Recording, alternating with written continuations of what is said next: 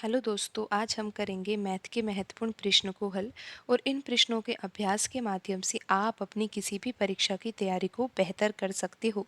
Question में दिया है कि एक पियानो का अंकित मूल्य 15,000 रुपये था। उसे बेचते समय उस पर 20%, 10% तथा 10% की 3 क्रमिक छूटें दी गई है। तदनुसार उसका बिक्री मूल्य कितना था? तो यहाँ पर प्रश्न में दिया है कि वस्तु का अंकित मूल्य 15,000 रुपये है और उस वस्तु पर 3 छूटें दी जाती है और तीनों छूट लगातार दी जाती है, क्रमिक दी जाती है। 20%, फिर उसके बाद 10% और फिर उसके बाद 10% छूट दी जाती है। तो अब हमें यहाँ पर ये बताना है कि उस वस्तु को कितने रुपए में बेचा गया है। तो यहाँ पर आपको लिखना चाहिए मार्केट प्राइस और यहाँ पर लिखना चाहिए सेलिंग प्राइस, यानी कि यहाँ पर है विक्रय मूल्य और ये है अंकित मूल्य। तो यहाँ पर 20% दिया हुआ है और 20% किसके बराबर होता है? 20/100 के बराबर। अगर हम भिन्न में लिखेंगे और इसको हल करेंगे तो ये आ जाएगा 1/5 के बराबर। तो अब आपको यहाँ पर क्या समझना है कि यहाँ पर जो ये 5 लिखा हुआ है ये क्या है? अंकित मूल्य। और यहाँ पर जो ये ऊपर लिखा हुआ है 1, ये क्या है? छूट है, क्योंकि 5 का 20% क्या होता है? 1 के बराबर होता है। तो यहाँ पर अंकित मूल्य अगर 5 रुपये हम मान रहे हैं तो 5 रुपये पर 20% की छूट दी जाएगी। तो कितने रुपए की छूट दी जाएगी? 1 रुपये की छूट दी जाएगी।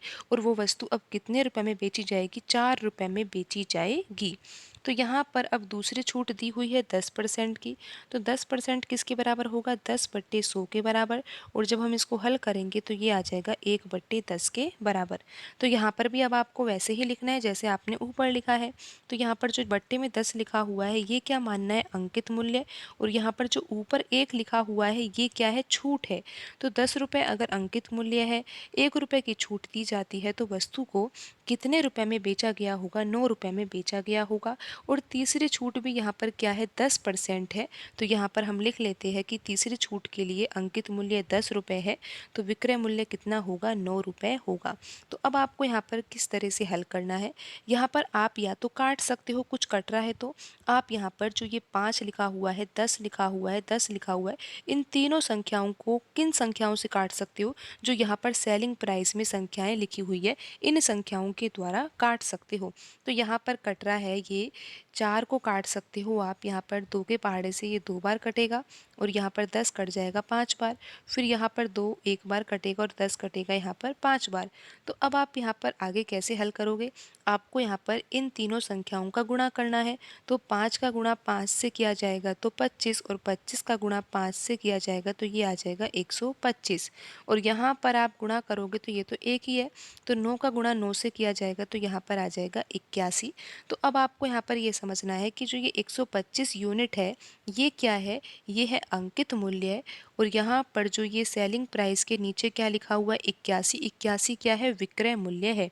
तो यहाँ पर प्रश्न में जो वैल्यू दे रखी है वो किसकी दे रखी है? अंकित मूल्य की दे रखी है। तो यहाँ पर हम अब किसके बराबर किसको रखेंगे? यहाँ पर जो 125 यूनिट है ये क्या है? अंकित मूल्य है। तो 125 यूनिट किसके बराबर आ जाएगा?